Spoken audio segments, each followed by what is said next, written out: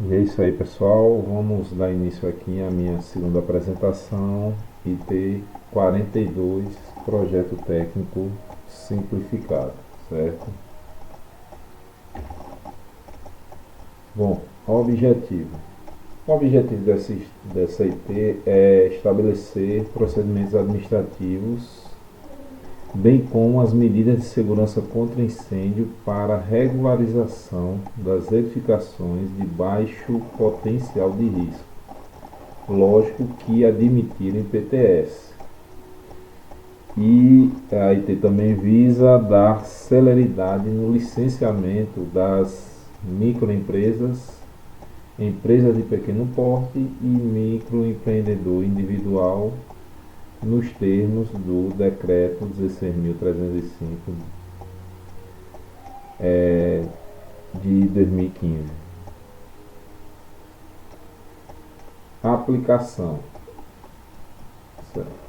Pela lógica, ela se aplica às edificações que admitirem a apresentação de PTS nos termos desta IT. Certo? Vamos lá. Classificação da edificação. A edificação comportará o projeto técnico simplificado quando atender aos seguintes requisitos. Certo? O primeiro requisito, que todo mundo conhece, possuir área construída menor ou igual a 750 metros quadrados. E aí ela dá uma prerrogativa que você pode desconsiderar as seguintes áreas: telheiros com laterais abertas, desde que não tenha área superior a 10 metros quadrados. Então, botei a ilustração aqui para a gente entender mais ou menos o que seria esse telheiro, certo? Platibandas e beirais de telhado. Eu botei aqui, nesse primeiro platibanda, seria essa projeção do telhado, podendo ser frontal ou lateral. Beirais é essa sobra de telhado, e eles também têm uma limitação. A gente vai desconsiderar platibanda e beirais desde que eles tenham até 3 metros de projeção. Sendo superior a isso, não pode ser desconsiderada essa área. Passagens cobertas de laterais abertas, desde que tenha largura máxima de 3 metros e sejam destinadas apenas à circulação de pessoas ou mercadorias. Nós encontramos isso aí geralmente em universidades, mas hospitais, até hotéis que tenham mais de um pavimento. Então, assim, se for aberto lateralmente e tiver largura de até 3 metros, essas áreas podem ser desconsideradas, certo? Se forem fechadas ou tiver largura superior a 3 metros, você vai ter que considerar essa área, certo? Coberturas de praças de pedágio, desde que não sejam utilizadas para outros fins e sejam abertas lateralmente. Normalmente são abertas e normalmente são utilizados apenas como praça de pedágio, mas se ele tiver uma dupla finalidade ou for fechado lateralmente, logicamente essa área tem que ser considerada, certo? Reservatórios de água são desconsiderados. Escadas enclausuradas, não é escada comum, escada enclausurada, que você tenha portas corta-fogo, parede resistente ao fogo, enfim. Escada enclausurada, toda a área da escada pode ser desconsiderada no cômputo total. Bem como os dutos de ventilação das saídas de emergência, a área ocupada por esses dutos são desconsiderados da área total, certo? Piscinas, banheiros, vestiários e assemelhados. Né? É muito comum a gente, principalmente em postos, a gente desconsiderar essa área. Independente do tamanho, certo? Independente do tamanho que esse vestiário ou esse banheiro possa ocupar. Tem que ser descontado da área total. E aí outro requisito, né? Possuir até 3 pavimentos. O primeiro 750, até 750 metros quadrados. Esse agora é possuir até 3 pavimentos. E aí eu coloquei aqui a foto de estacionamento, que a gente pode desconsiderar o primeiro subsolo quando for usado exclusivamente como estacionamento sem abastecimento no local. E só para que fique claro, pessoal, a gente desconsidera como cômputo de pavimento. Não desconsideramos a área ocupada. Entenderam? É só para o cômputo de pavimento. No caso aí, se ele tivesse um subsolo e tivesse 3 pavimentos, ao invés de a gente computar como 4, computaríamos como 3 pavimentos apenas. Certo? Vamos lá. Não possui subsolo ocupado como local de reunião de público. Né? Certo? No caso aqui, grupo F, se ele tiver um subsolo com grupo F, independente de área, essa edificação não poderia se enquadrar como PTS, certo? Bem como outra ocupação diversa de estacionamento com área superior a 50 metros quadrados. Isso aí, pessoal, para não confundir, nós estamos tratando esses dois aqui como subsolo, entenderam? Se ele tiver um subsolo que não for estacionamento, que for um local de reunião de público, ou que não seja um local de reunião de público, mas tenha uma ocupação diversa, lojas, prestação de serviço, enfim, com área superior a 50 metros quadrados. Né? O grupo F ali no subsolo, independente de área. Já essa situação aqui, se não for o grupo F, qualquer outro grupo, desde que não seja superior a 50 metros quadrados. Se ela tiver uma área de até 50 metros quadrados, tá ok, certo? Você pode desconsiderar esse subsolo. Passou de 50 metros quadrados, aí não tem como você esse subsolo vai ser computado como pavimento, certo? Outro requisito quando se tratar de local de reunião de público, ter lotação máxima de 100 pessoas, certo? E aí qualquer divisão do grupo F. Se for grupo F, se a edificação for grupo F, se possuir um público de até 100 pessoas, ele pode ser enquadrado como PTS. Certo? Comércio de gás liquefeito de petróleo, GLP. Nesse caso, ele pode se enquadrar como PTS se armazenar até 12.480 kg de GLP ou 960 botijões de 13 kg. Né? A gente entende como quando se trata de comércio e armazenamento de GLP, seria até a classe 4. Né? Então, classe 1, 2, 3 e 4 pode ser regularizado mediante PTS, certo? Acima de classe 4, classe 5 tem que ser tratado como um projeto técnico, certo? Aí outro requisito, né, para se enquadrar em PTS. Não armazenar líquidos inflamáveis ou combustíveis.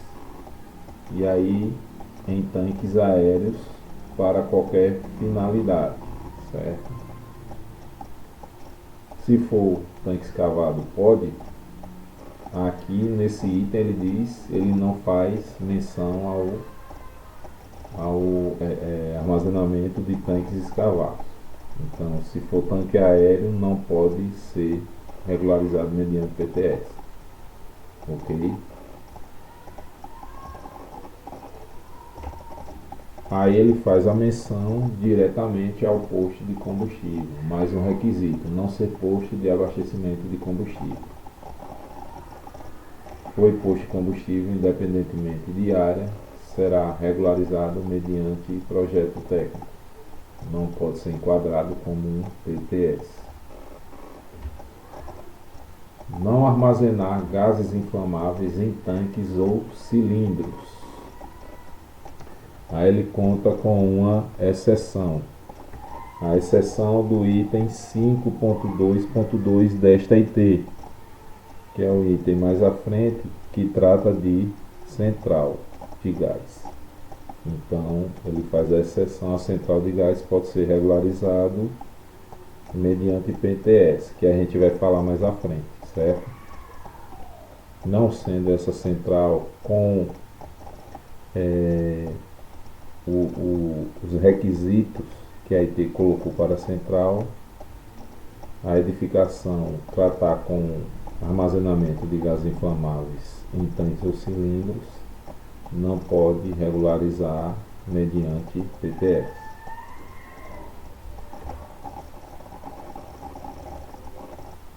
Outro item aqui, não manipular ou armazenar produtos perigosos à saúde humana, ao meio ambiente ou ao patrimônio. E aí o primeiro que ela cita é explosivos. Então, se a edificação tiver armazenamento de explosivos, só pode ser regularizada mediante um projeto técnico. Peróxidos orgânicos também, substâncias oxidantes, né?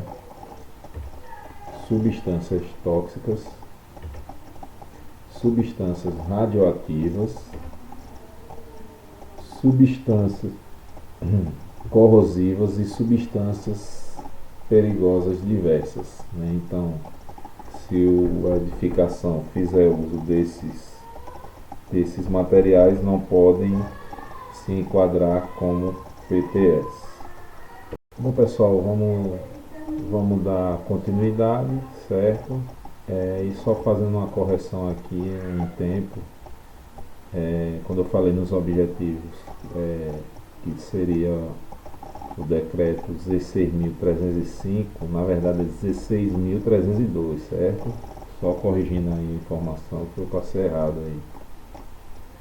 E vamos lá, né? Então a gente já passou por todos os requisitos para que uma edificação possa se enquadrar como PTS, certo?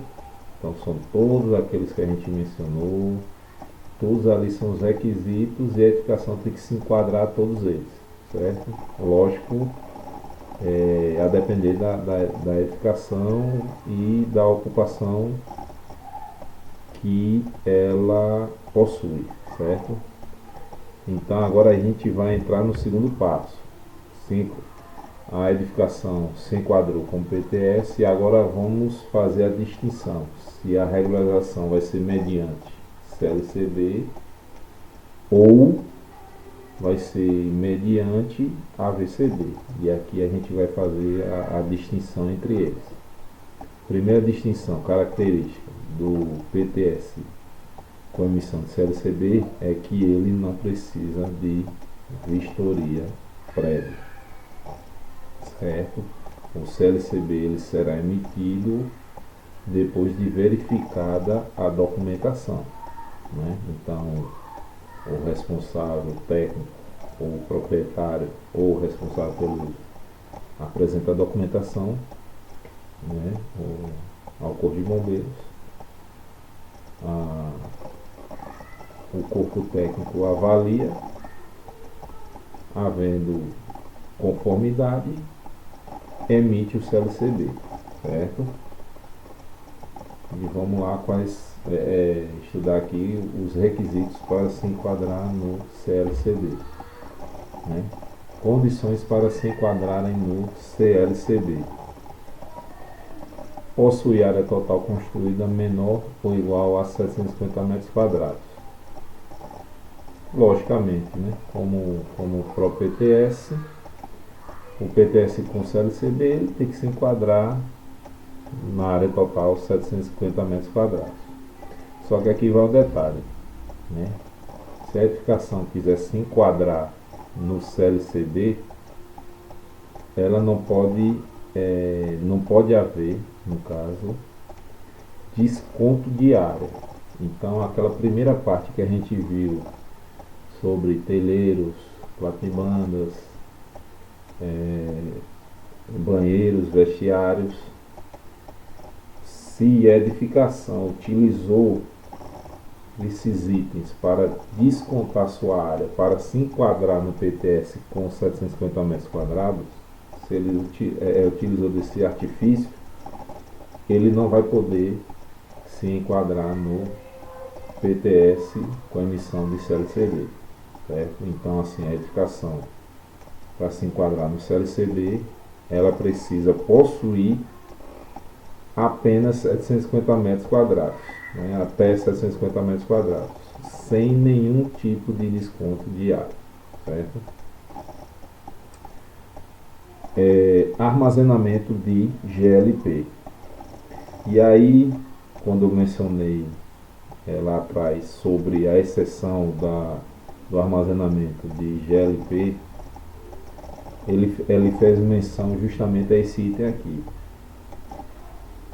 Se houver armazenamento de GLP, central de gás possui no máximo 190 kg de GLP. Aqui não é a questão de comercialização, pessoal, é central de gás. Então é aquele gás utilizado para uso interno, né? A edificação que tem a central, que faça uso de central de gás, ela não pode possuir mais de 190 kg, ok? Então a única opção da central de gás se adequar mediante PTS com CLCD é essa questão do armazenamento de 190 kg. Superior a isso, ela já vai enquadrar naqueles requisitos para PTS, certo?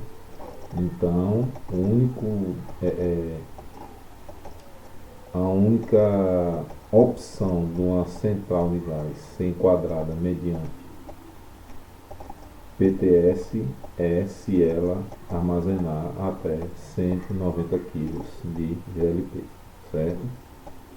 Líquidos combustíveis ou inflamáveis. Se a edificação possui armazenamento de líquidos combustíveis ou inflamáveis, esse armazenamento deve ser de até 250 litros, certo? Então, superior a isso, não, sim, 250 litros fracionado, certo? Então, ela tem que fracionar esse armazenamento de 250 litros como melhor lhe convier, porque ela não pode armazenar num galão só, ou enfim, qualquer material que ela utilize para armazenar de uma única quantidade de 250 litros, certo? E eu só fazer aqui uma pequena correçãozinha aqui quando eu falei do armazenamento de GLP.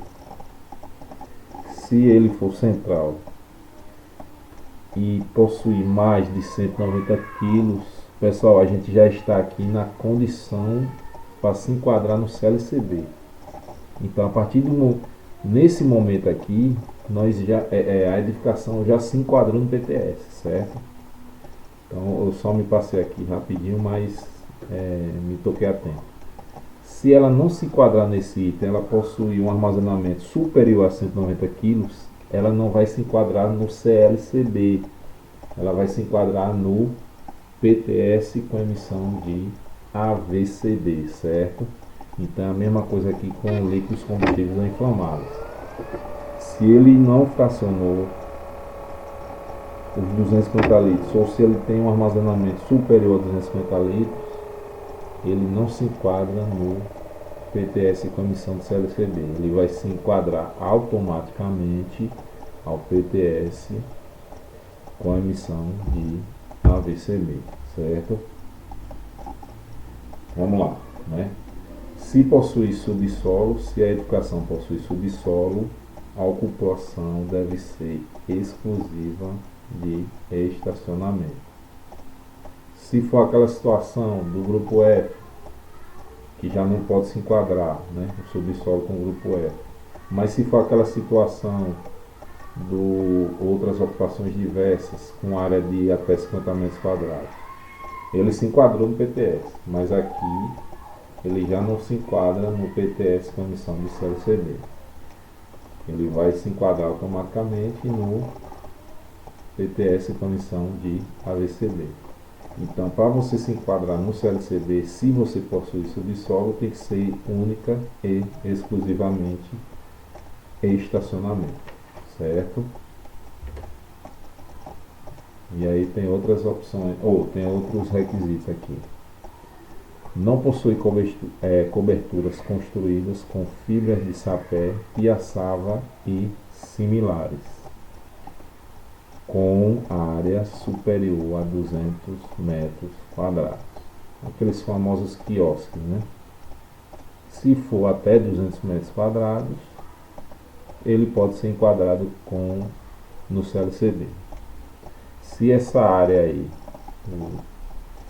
se esse quiosque, enfim, tiver área superior a 200 metros quadrados, já não se enquadra mais no CLCB, certo? Aí aqui tem a questão de edificação adjacente, né? Que são paredes germinadas, paredes juntas, né? Elas fazem uso da mesma parede para dividir duas edificações. Nesse caso aqui, para você se enquadrar, se a sua edificação for assim, adjacente, e para você querer se enquadrar no CLCB, você não pode possuir aberturas por meio de portas, telhados ou janelas para o interior da edificação adjacente, né? Se ela tiver qualquer tipo de comunicação interna com a outra edificação, ela passa a não passa a não se enquadrar no CLCB, certo? Então vai necessitar de vistoria do Corpo de Bombeiros, né? Ela vai se enquadrar no PTS com AVCB, certo? Então aqui não é no caso ser apenas adjacente, ela dela ter qualquer tipo de abertura para o interior de edificação adjacente. E aí ela tem alguns itens aqui. Não ter na edificação as seguintes ocupações. Então vamos lá. Para ser enquadrado como CLCB, ele não pode ter na edificação as seguintes ocupações. No grupo A, divisão A3, habitação coletiva com mais de 16 leitos, certo? Divisão A1, A2 pode ser enquadrado como CLCB tranquilamente. Divisão A3, ele não pode ter mais que 16 leitos. Mesmo caso do grupo B, divisão B1, hotel e assemelhado. Se for um hotel e você querer se enquadrar como CLCB, você só pode possuir até 16 leitos no hotel, certo? Aí vamos lá, grupo D, divisão D1, local para prestação de serviço profissional ou condução de negócio. Aqui ele tem que possuir um call center com até 100 funcionários, certo? Se o call center tiver mais de 100 funcionários, não poderá ser enquadrado no CLCB. Grupo E, divisões E5 para escola e E6 escola para portadores de deficiência, né? E5 e E6 não pode ser enquadrado como CLCD. Eles vão ser enquadrados como PTS com emissão de AVCB, certo? Grupo F, divisões F1, que se enquadra aqui os museus, F3, centro esportivo, F4, estação e terminal de passageiros, F5, arte cênica e auditório, F6, clubes sociais de diversão, F7, construção provisória, F9, recreação pública e F10, exposição de objetos ou animais, certo? Então aqui, esses tipos aqui não se enquadram no CLCD, certo? Só para deixar claro aqui, as únicas divisões do grupo F que ficaram de fora, que podem ser regularizados mediante CLCD, seriam F2, que é um local religioso, o velório, o crematório e por aí vai, e o grupo e a divisão F8, local para refeição, né? Restaurantes, enfim. Esses dois tipos aqui podem ser regularizados mediante CLCD. Logicamente, aí a gente vai naquele item, naquele requisito para ser enquadrado como PTS, que o grupo F não pode ter população superior a 100 pessoas. Então, F2 e F8 se enquadram no CLCD, desde que tenham até 100 pessoas. Lógico, tem mais de 100 pessoas, deixa de se enquadrar como CLCB e também deixa de se enquadrar como PTS, certo? Aí temos aqui grupo H, divisões H2, né? H2, H3 e H5. Também, assim como o grupo F, dois ficaram de fora, né? Que podem ser regularizados por CLCB. Os dois que ficaram de fora seriam H1, que é hospitais e clínicas veterinárias, então você pode ser enquadrado como CLCB, e H4, que são os quartéis, né? Edificações das Forças Armadas e Policiais, quartéis, delegacias. Esses dois do grupo H, essas duas divisões do grupo H, podem ser regularizados mediante CLCB, certo? Grupo J não pode ser grupo J, ponto, depósito. Então, nenhum grupo J pode ser regularizado mediante CLCB. E tem agora aqui, ele trata do CNAE, né? Código Nacional de Atividade. Então, e a gente vê isso aí no cartão CNPJ das empresas, né? Ele não pode ter nenhum código, nenhuma atividade com esses códigos aqui, certo? O A, extração de petróleo e gás natural. O B, fabricante de pólvoras, explosivos e detonantes. Fabricação de artigos pirotécnicos. Fabricação de fósforos de segurança. E comercial varejista de fogos de artifício e artigos pirotécnicos. Então, se a edificação tiver qualquer desses códigos aqui no seu cartão CNPJ, ele não pode ser regularizado mediante CLCB, certo? E agora a gente entra em PTS com emissão de AVCB. A principal característica é que você, para emitir o AVCB, você precisa de uma vistoria prévia, né? Enquanto que o CLCB é apenas verificação de documentação, o AVCB você precisa de uma vistoria para poder emitir, certo?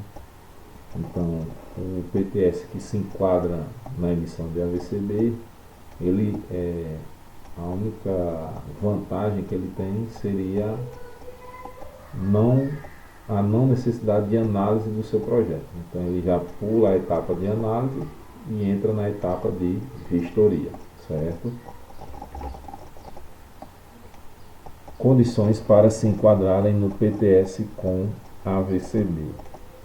Bom, pessoal, as condições, o AVCB não tem nenhuma condição específica, então seriam todos os casos em que não se enquadram todas as edificações, todos os estabelecimentos que não se enquadrarem no CLCB, automaticamente vão se enquadrar no AVCB, certo? Então é isso, ele não tem uma condição específica. Então todas aquelas restrições do CLCB, a partir do momento que ele não atender, ele passa a ser PTS com AVCB. E aqui são os requisitos para a regularização das edificações enquadradas no PTS com AVCB, né?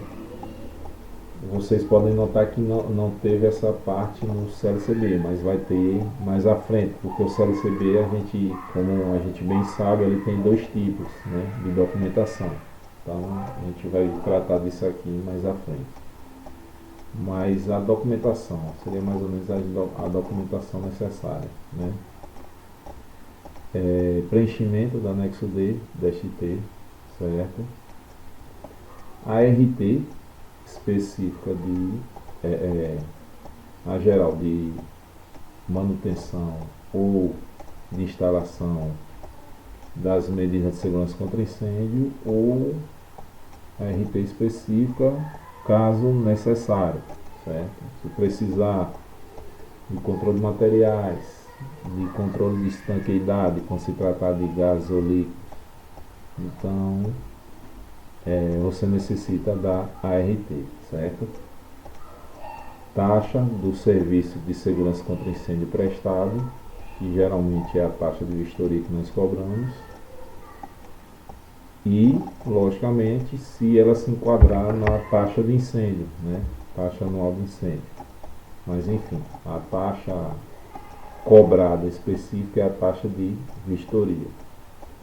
Planta baixa, a planta baixa, essa planta baixa seria com as medidas de segurança contra incêndio existentes na edificação. Então você vai apresentar a planta com as medidas instaladas, e quando se tratar de posto de revenda de GLP, que são aqueles casos em que até a classe 4 que se enquadra em PTS, você, além de apresentar a planta com as medidas, você tem que apresentar também os afastamentos constantes na IT 28, né? Que é a IT que trata de comercialização, manipulação de GLP. Então todos os afastamentos presentes nessa IT você tem que constar na sua planta baixa, se obviamente você for comerciante de GLP, né? E documento comprobatório de área, né? Que pode ser uma planta baixa, pode ser documento da prefeitura, IPTU, por aí vai. Um documento válido, né? Que tenha validade, certo? Bom, aí como eu falei, requisitos para a regularização das edificações enquadradas no PTS com CLCB, que são dois casos. Primeiro, a gente tem para edificações, a gente tem que ter uma atenção maior nesse caso aqui, para edificações térreas com até 200 metros de área construída e saída dos ocupantes direta para a via pública. Então aqui a gente tem três situações para você se enquadrar nesse primeiro PTS aqui, certo? Logicamente, você não se enquadrando pelo motivo que for nesse primeiro caso, você entra no segundo. Ele precisa de de documentos a mais, certo? Nesse primeiro caso, você tem que ser uma edificação térrea, né? você tem que ter até 200 metros quadrados de área e você tem que ter saída direta para a via pública. Então você tem que atender esses três requisitos. Você atendendo, lógico, você vai precisar apenas do preenchimento do anexo B, a taxa que é a mesma do AVCB, pelo serviço de segurança contra incêndio prestado, e documento comprobatório de área. Esses três documentos aí você vai necessitar se você se enquadrar nesse primeiro caso. E vamos lá, para os demais casos, você preenche o anexo C, você vai precisar da RT, né? Assim como a VCB, instalação ou manutenção das medidas de segurança, bem como se você necessitar de algum RT, se a edificação necessitar de algum RT específico, se tiver algum risco específico, enfim. Você vai precisar de taxa também e planta baixa, certo? Essa planta baixa com as medidas de segurança contra incêndio que possui na edificação, né? Ou que deve possuir na edificação.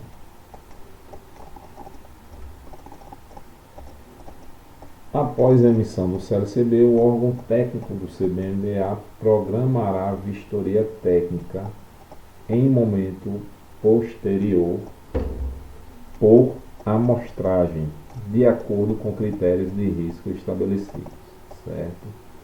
Então, o CLCB, nós vamos posteriormente vistoriá-los, não todos, né? Como fala aí, por amostragem e, logicamente, levando em consideração os riscos, aquelas que tiverem risco maior, né? Ou critério do órgão técnico, fica a critério do órgão técnico, certo?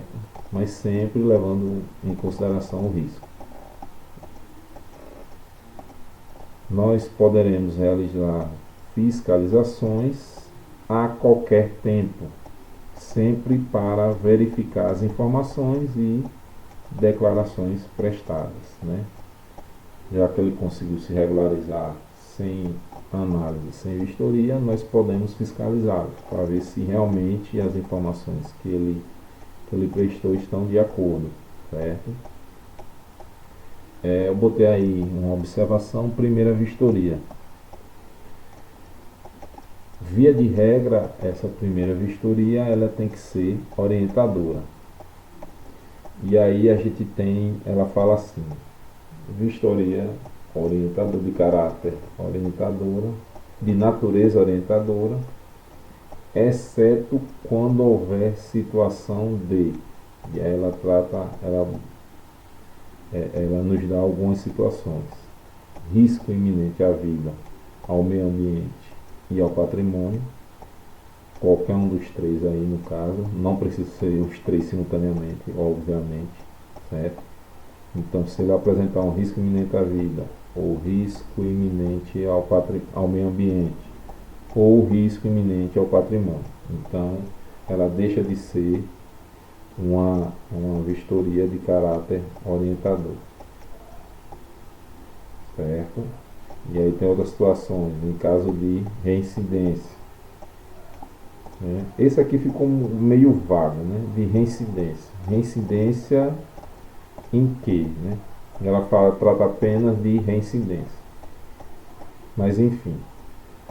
Outra situação de fraude, resistência ou de embaraço à fiscalização. Então, nesses casos, a vistoria deixa de ser orientadora. Você passa a notificá-lo, certo? Se for orientadora, lógico, você vai vistoriar e vai orientar algum item em desacordo. Você vai orientar a fazer a mudança, certo? Se não deixar de ser orientadora, você vai notificá-lo. E aí a gente entra no item cassação do CLCB. O que nos leva a caçar um CLCB. E aí eu coloquei aqui alguns tópicos, né? Documentação. Qual o problema na documentação que pode levar à cassação do CLCB? Documentação seria irregularidade, inconsistência ou falta de documentação obrigatória. Né? Nesses três casos, nós podemos cassar o CLCB.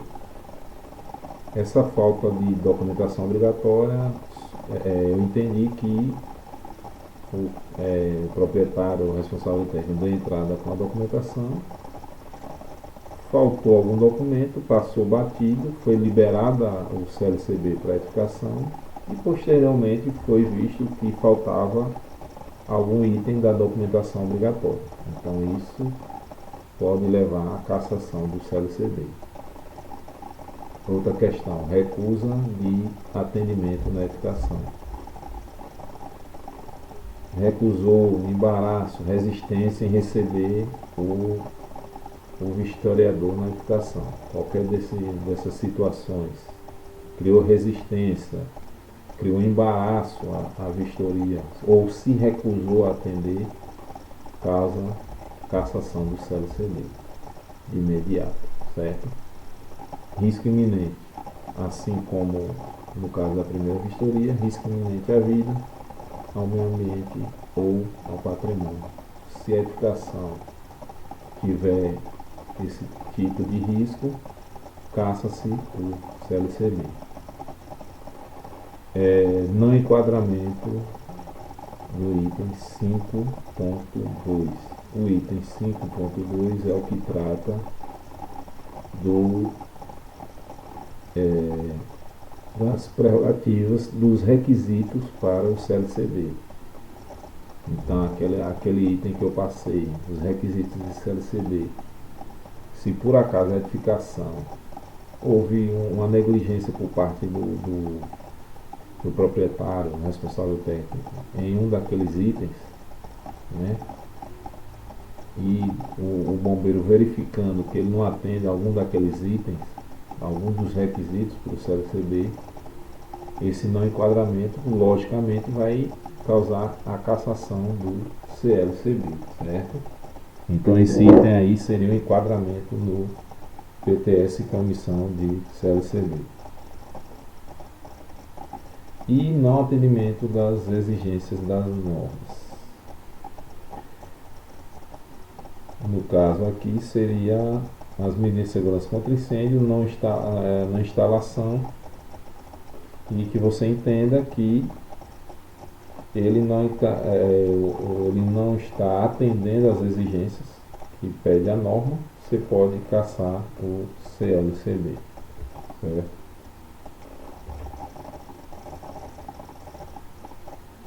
Sistema integrador estadual. Está previsto na IP 42, porém eu entendo que a gente ainda não tem ele aplicado na prática, né? Seria o Sistema de Registro Integrado, REGIM. Seria utilizado para fins de licenciamento dos estabelecimentos comerciais ou empresariais, certo? O MEI, o ME e o EPP terão procedimento facultado pelo CBMBA. Última forma, facultado não, facilitado, né? Então eles terão, isso se nós tivéssemos esse sistema atuante, né? Então o MEI, o ME e o EPP teriam um procedimento facilitado, certo?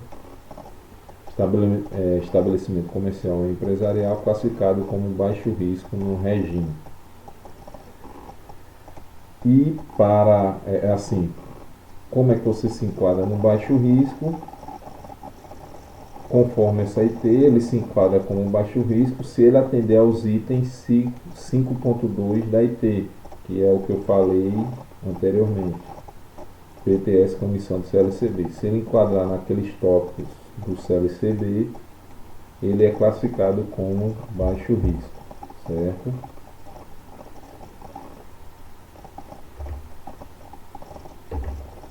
Bom, só aqui, só voltando aqui, uma pequena observação, né? Os estabelecimentos comerciais ou empresariais que apresentarem comprovação de que o imóvel, né, ou a edificação em que eles exercem suas atividades possua CLCB ou AVCB, podem ter a licença do estabelecimento aprovada de imediato.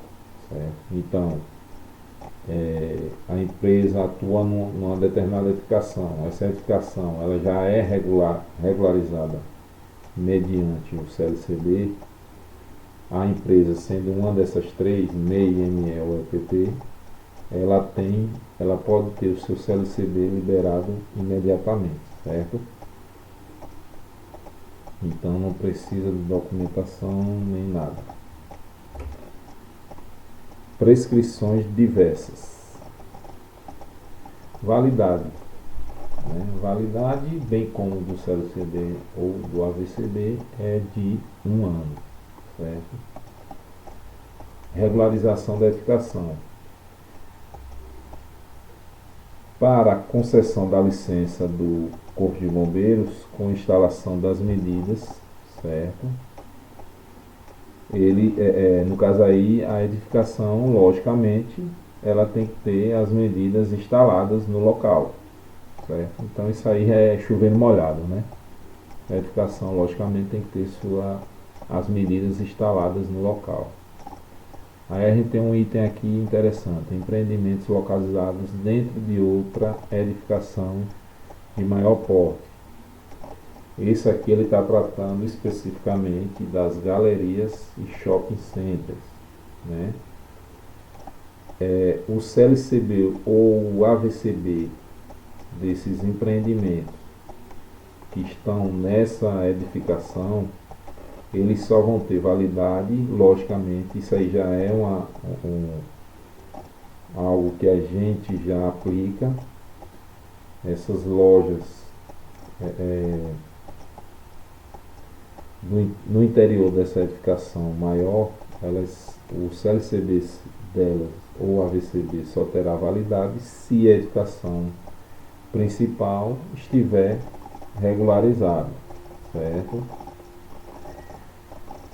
Só que isso aí seria a regra, né? Pô, você tem uma galeria, você tem um shopping center, você tem uma loja, a loja tem um CLCB, deve entrar no seu CLCB ou AVCB. Logicamente, esse CLCB ou AVCB só tem validade se toda a edificação estiver regularizada mediante o Corpo de Bombeiros. Só que aí a gente tem uma pequena exceção, ela é bem específica. Se esse empreendimento dentro dessa galeria, dentro desse shopping center, tiver até 2 pavimentos, tiver saída direta para a via pública e não possuir aberturas para o interior da edificação, aí ela pode se regularizar sem necessitar da regularização da edificação principal. Aí esse empreendimento pode se regularizar independentemente da galeria ou do shopping, certo? Mas ele tem que atender essas 3 situações: até 2 pavimentos, saída direta para a via pública, independente da saída principal da edificação, certo? E não ter contato nenhum tipo de abertura para o interior da edificação principal. Se ela atender esses 3 itens aqui, ela pode se regularizar independentemente, certo? Se o empreendimento possuir sistemas fixos, essa parte é interessante. Bom, se ela possuir sistema fixo, alarmes, detecção, hidrante, chuveiros automáticos, se ela possuir esse sistema em virtude da edificação principal, da exigência para a edificação principal, esse empreendimento que tiver sistema fixo instalado no seu interior deve apresentar planta baixa com esses dispositivos.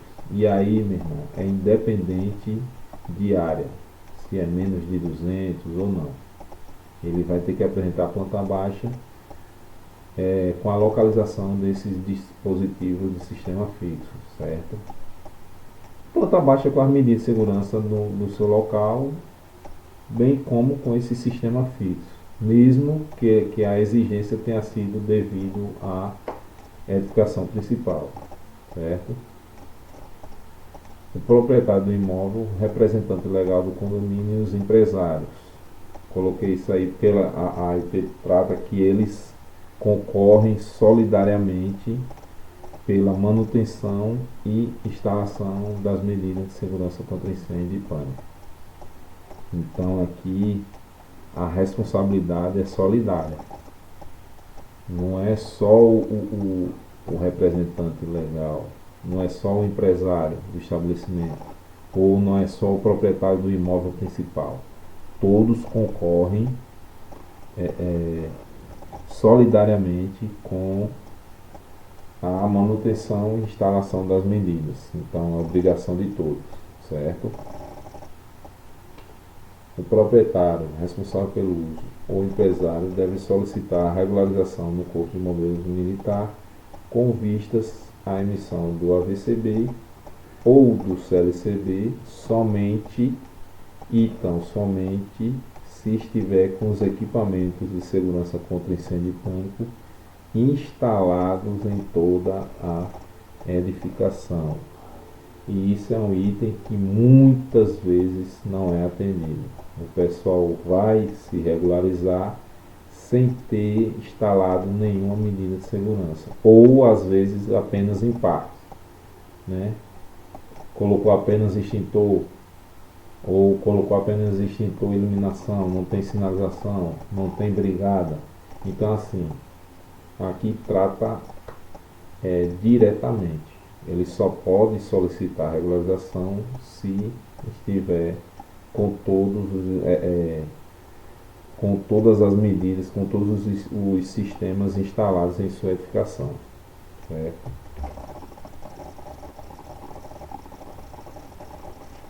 E aí a gente vai na questão do exigência técnica, as medidas cobradas no PTS. Extintores de incêndio. Logicamente, qualquer edificação tem que ter extintor de incêndio instalado, certo? E aqui no corpo da IT 42 ela fala dos itens básicos dos extintores, que é a altura, tipo de extintor, se é A, se é B, se é C, distância de caminhamento, né? Então assim, ela trata apenas dos itens básicos, tanto de extintor de incêndio, como de sinalização de emergência, como de saída de emergência.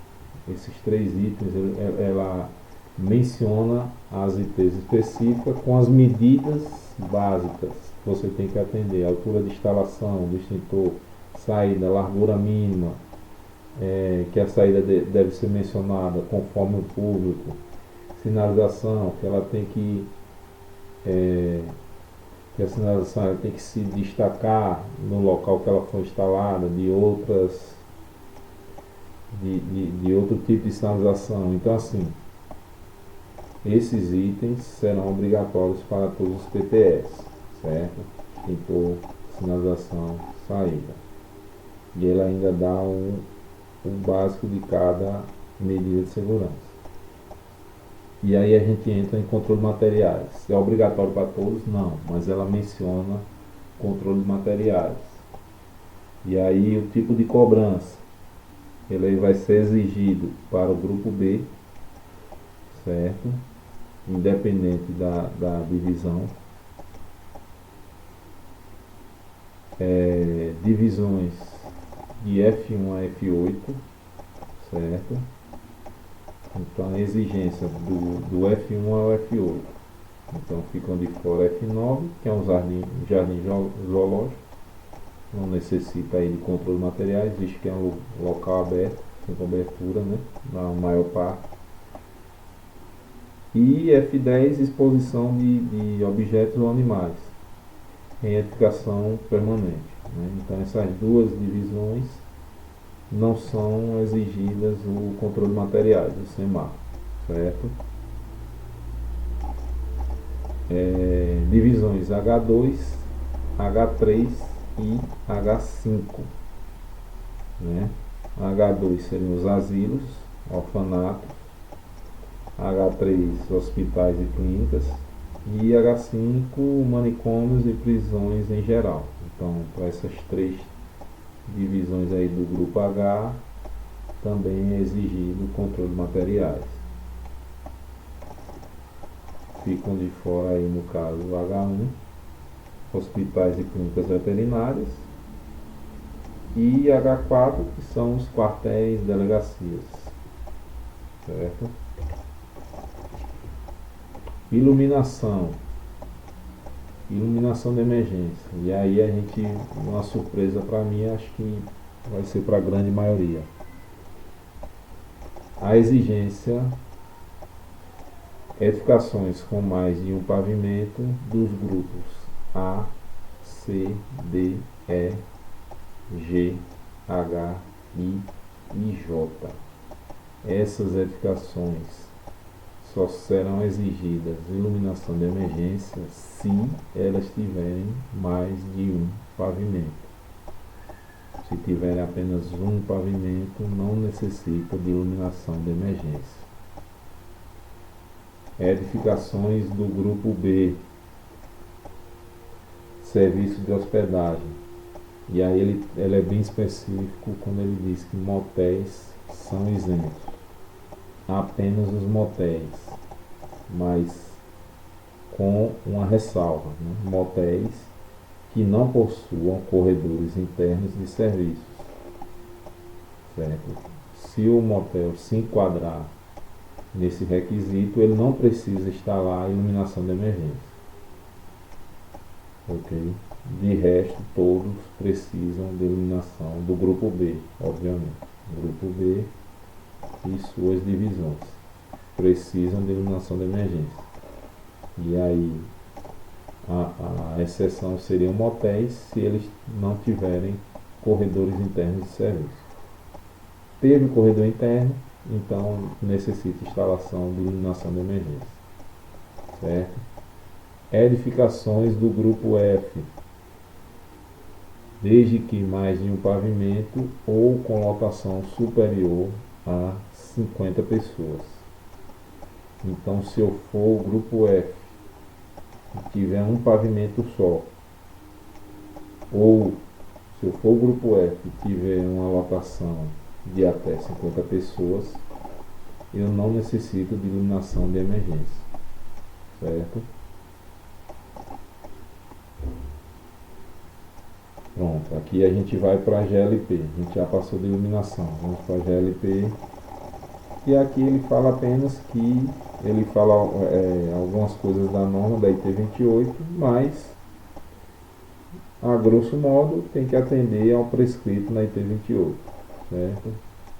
Critérios específicos para hangares. De área, a única coisa específica que eles falam para hangar seria se possui área de até 750 metros quadrados, devem possuir, além das medidas exigidas, adicionalmente sistema de drenagem de líquidos nos pisos, conforme IT específica. IT que não temos, então tem que ser tratado ou IT de outro estado ou NBR, certo? Outra questão aqui da brigada.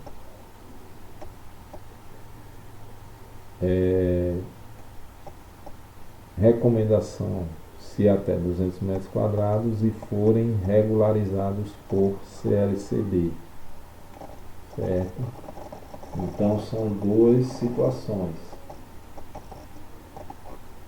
Se ele for regularizado por CLCD e tiver uma área de até 200 metros quadrados, a brigada passa a ser recomendatória. Então, pessoal, se ele tiver área de até 200 metros, mas for ele for regularizado mediante a VCB, a brigada não é mais recomendatória, é obrigatória, certo? Então, para ele ser recomendatório, ele tem que ter até 200 metros e ser regularizado mediante CLCB, ok? E instalações elétricas, né? Aqui a IT ela fala que o PTS fica dispensado da apresentação tanto do atestado de conformidade, bem como da ART específica de instalação elétrica. E aqui a IT que ela menciona, a IT 41, que trata da inspeção visual, né, das instalações elétricas. Então, como foi conversado anteriormente, não lembro quem me perguntando sobre a questão das instalações elétricas com PTS. Então, assim, a gente não pode exigir porque fica dispensada a apresentação de qualquer documento referente às instalações elétricas, ok? E é só isso aí, pessoal. Né? Qualquer dúvida, entre em contato aí. E mais uma vez, muito obrigado aí pela paciência, principalmente. Valeu!